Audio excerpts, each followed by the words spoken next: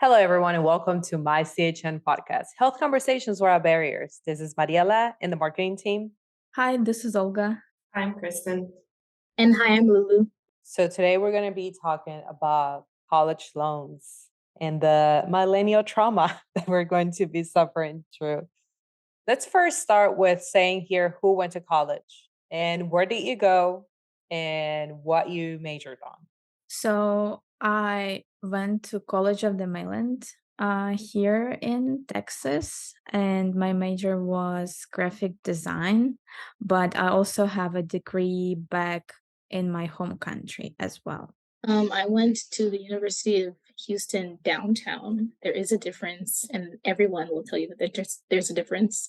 But I studied in technical communication. I got my bachelor's from University of Houston main campus in retail and consumer science. And then I'm currently about to graduate from College of the Mainland in graphic design and web design. I did my bachelor's at Texas A&M, and then I did my MHA and MBA at University of Houston, Clear Lake. So yeah, that's a lot of years in school. So tell me That why sounds expensive. yeah. So I don't know about you guys, but I remember that the reason why I went to school in the first part is because they tell you this is the way out of poverty. This is the way to have a career, to help yourself, to build your life later on. But also, they also kind of pitch the student loans are okay kind of deal. Like everyone has student loan debt. So, what about you guys? So I think a lot of people go to college because of what society tells you is like you go to school, you graduate, then you're supposed to go to college, university, and you kind of follow those steps. And like you said, it's a common knowledge that getting student loans is okay, is a common sin, everybody's doing it, but nobody really talks about the consequences or how hard it is to pay them off and how hard it is to actually get on the right path when you graduate. So, you not always get an amazing job once you graduate, but you have those student loans that you have to be paying right after you get out of college. So that's a lot of pressure, and that's really hard actually. So why don't we talk about that more? I think we should be talking about that so people know what to expect when they do get into these expensive schools. Yeah, I definitely agree. Especially if you come from like a background that's where you might be first generation going to college, or like your parents were immigrants coming here. They really do emphasize that like the only way out of poverty would be to like go to school, get your education, then you get a good job, right? But the reality is, for us now, like after you finish college, you might not get a job right away. It's like very, very unlikely.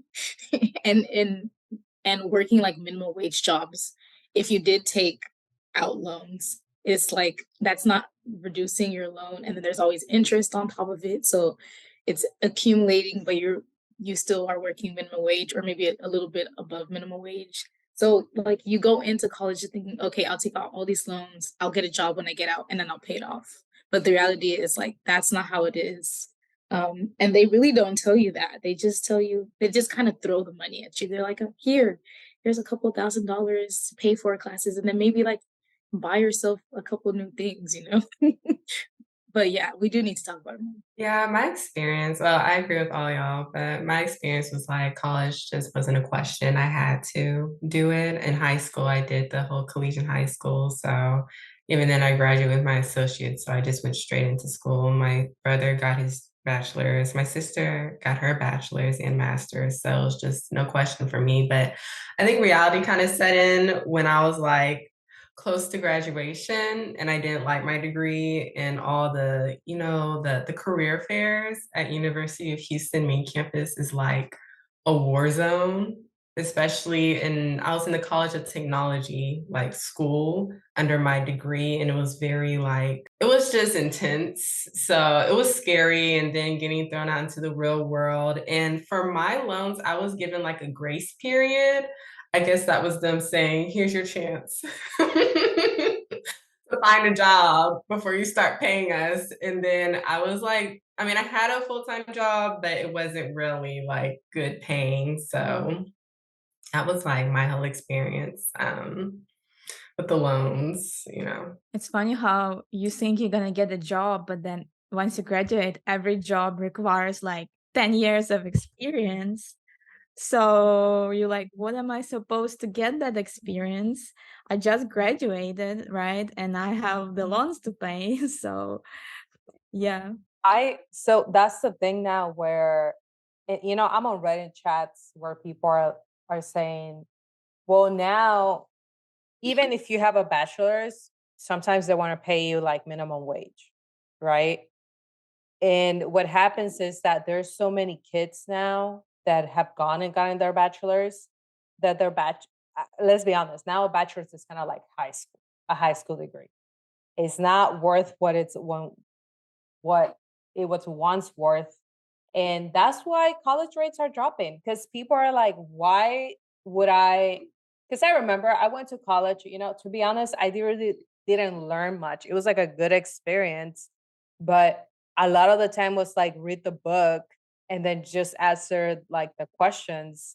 Where now, like other places like Academy, Udemy, LinkedIn Learning, there's there you boot go. camps. There's a lot so of many and Mhm. much cheaper, and then you don't have to deal with those loans, and you have to deal with the giant fee. Like everything you need. I think everyone's gonna go back to just like getting a certificate online on the classes, not dealing with history, not paying for history classes, not paying for all these other things that I didn't even use. I agree. And I think a lot of employers value experience more than your education these days. And I'm gonna be honest, I'm the same way. I learned way more on the job itself than in college. Yeah, was a good experience, but I actually learned most of my skills now while working. So, there's other routes, and I think younger people, like you said, they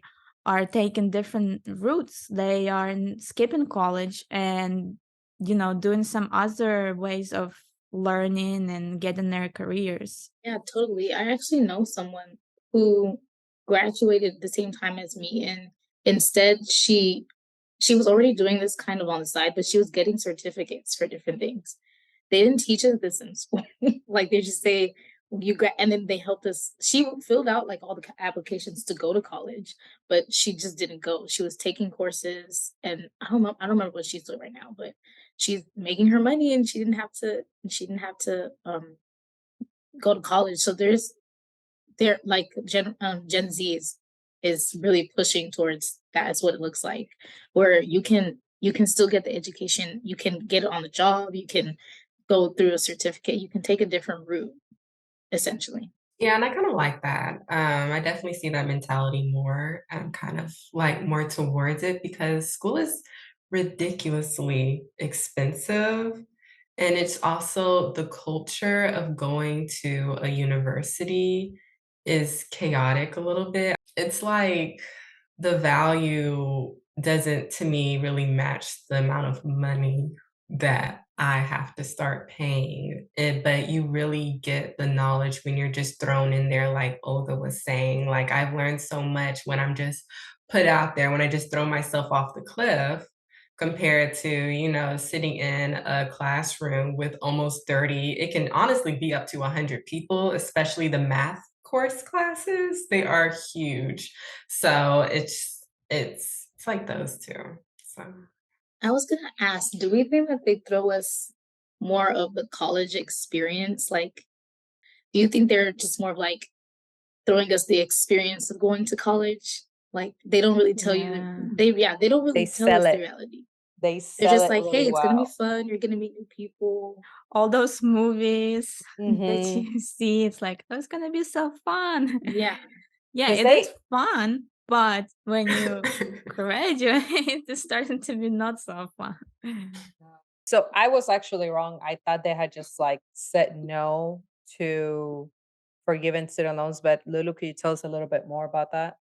Yeah, so President Biden was trying to come up with an agenda to forgive a certain amount of loans. I don't remember the exact amount.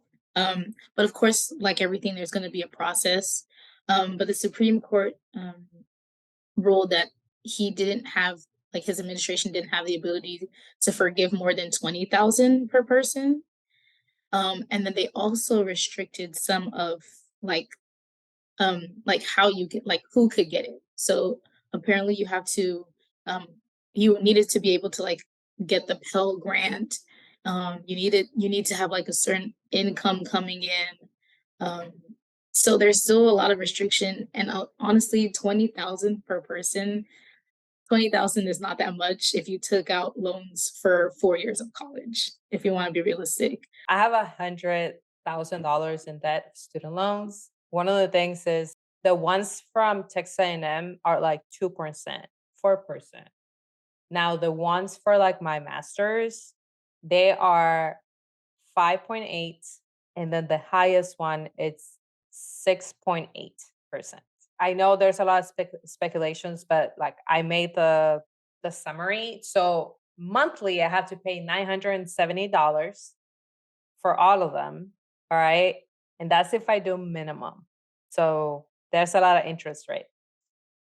But just one that is 20,000 is at least $200 that they would take away. Like if they would just take away that loan, which I doubt they would just take away the loan with the highest interest rate, that would be $200 that doesn't come out monthly out of my paycheck, which it's something. But if you, let's say you went to college back in 2010, oof, that $20,000 loan, that's probably like 36 by now.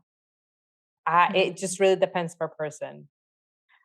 I think, thanks God, God saved me from having student loans, but I can't imagine how it feels. And I'm sure that you feel a lot of pressure. You feel a lot of probably worry, anxiety. And I think when talking about this, we need to talk about mental health because that really has an influence on your mental health. Constantly worrying, having that big stone on your back to hold. I'm sure that's how it feels. So we do need to talk about these things.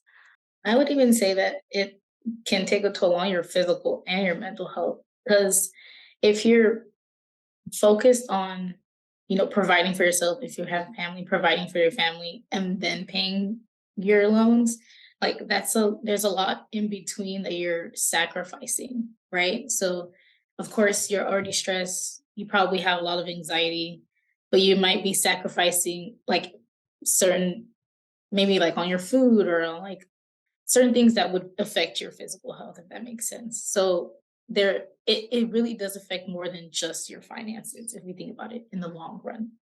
Yeah, I Yeah. think the loans definitely play into like post grad depression or just sadness that you get because you have to worry about paying for the loans, and you have to worry about getting a job, you have to worry about upkeeping your social life. And then also when you leave university, you leave your friends, everybody goes through different ways of life. And then you also battle with the social media of comparing your life against others. And then you're over here on TikTok trying to figure out how to do self care, and you're also trying not to self-diagnose yourself. And then you also have to worry about family coming into your business and trying to figure out what you're doing. So you battle all of that. And then when you're battling like mental battles, it does play into like physical like things because sometimes if you're really stressed out, your body can take a toll as well. It all comes together. I think it's just like one big vicious cycle, but I think it's very like imperative for people that just graduated school. I don't know how, but to get involved in something, maybe therapy or a counsel group of some sorts to really put your mental health as priority, not just getting a job as priority or making money as a priority. It's very important. So I would say, like, and I understand when people look at people saying, "Oh, why can't they just pay it off?" Like, we paid it off. Well, my thing is, have you seen how much the prices in tuition have increased? Like, it has increased for at least $10,000. That's just 10 years. How did it increase when you, like, let's say you are in your 50s, so that means you went to college in the 90s? How did it increase when, let's say, you're 60? That means you went to college, like, what, the 70s? Like, don't, like, it's not the same. It's not the same rate. It's not the same cost. Back then, people were able to, like, a man could have a blue collar job, like, for example, I don't know, like mailman, still have a stay at home wife, have a house, one car at least, and two kids. That's not the same. So one of the things is, like, why we have been asking for this is because we no longer have that access to the American dream, which is like, once we graduate from college, we're going to get a job, we're going to be able to afford our own house. I think this is where the frustration within our generation is happening, because this is no longer easy for us to do. As a matter of fact, I've taken a lot of stay at home vacations because it's hard to afford vacations to go somewhere nice. How do you guys feel? Like, Yeah, definitely. The cost of living is rising like crazy, especially these days. You know, like you said, back then people was able to live that American dream. Now it's really hard, especially when you have those loans in the back of your mind to think of. And you want to provide for your family, you want to live that life, get those experiences. Everything that Kristen said, we all watch social media. We see all these people on on vacations, buying expensive things, and that really can make you feel like you're missing out. And definitely, I think what we need to talk more about is, yes, there is colleges and it's great experience, but if you can't really afford that, or I think we should talk that about that taking a different route is possible. There's other ways out there. You might, you have to be really cautious about what you're getting in yourself into, because once you have those loans, they're not going away. They're not so easy to pay off. So we need to tell these kids that, think before you do. If you can afford, like maybe, some families are more fortunate. They can, their parents can provide for their education, so they can really go and enjoy and have a great college experience. But if you can't, you still can be successful. You still can have a good job. You still can get education. There's so many other ways to go about it. So I think that we should talk more about that.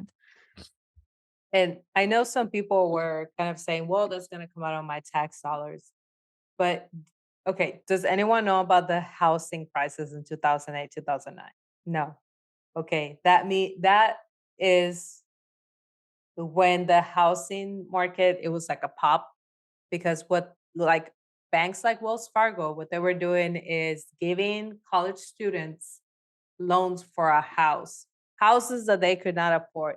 They knew they could not afford it, but they still wanted, you know, to get those people. It was extra money. They were like, their stock was going up, so they were getting money. So when those banks failed, and then when a lot of those people now are homeless because they were bankrupt, like they no longer have money to pay anything. Um, they bailed them out. So, we should be able to bail out the students. Yeah, I do think that that's a good point. Genuinely, like, the people going to school, the people are the future. So, like, if we can't figure it out, like, what are we gonna do in the long run? And I think it's also important to point out that, like Olga said, there are other options. And I know at UHD they kind of do a good job at like pointing you to the other options. And if you really do take the time to like go to the financial aid office, I promise you, they always have money that they will not tell you about. But you just have to ask. So like something that I would do, especially during my like first and second year, is I would go to the financial aid office after they supposedly dispersed all the money that they had, and I would be like, "Is there any extra scholarship money that you guys didn't use?" Because it's just gonna sit there until they put it to something else. So if you go there and you ask, someone will give you something, and it'll work. And I think that's important as well. And then something else that I also did learn earlier on is that sometimes all of your loans, I mean, like once they like disperse everything and it pays for everything, they always give you that refund check. Sometimes it's like thousands of dollars. Don't spend that money right away. Like, and that's something that my dad taught me. He was like, don't spend that money right away. Keep it. You can actually like create like a little savings account for it that maybe once you graduate, you'll like throw that money into your paying some of your loans, which is something that I did. Thankfully, I had my dad to like help me out with that strategy because I would have never thought about that. There are cheaper schools, and I think that's important. Like you get the same education everywhere. You're gonna take the same history course. You're gonna take the same math course. It's just at a different location. So if you can like go to a cheaper school, go to a cheaper school. Start at community college because it's not that expensive. I have a lot of friends who started at community college and they're living their best lives because they don't have as many loans to pay Actually, off. community colleges are a really great option. They give a good education and they're cheap, and you're probably going to be able to get financial aid. So, that's a good start, and you can always go later and study more if needed. It's funny though, because okay, so I remember uh I took economics at Lone Star because one, I didn't want to take it at A&M, and then it ended up being so much cheaper because okay, at A&M you were paying $4,000 for a class. And when I went to Lone Star, right, on the summer, and there were $400, I was like, "Come again? How much?" $400. I was like, $400? Are you serious? And they said yes, and you can still do payments. I was like, "What's going on?" Yeah, I took every summer class at HCC. Everyone, like you can ask my mom, and it was so much cheaper. HCC is actually very much like ridiculously affordable.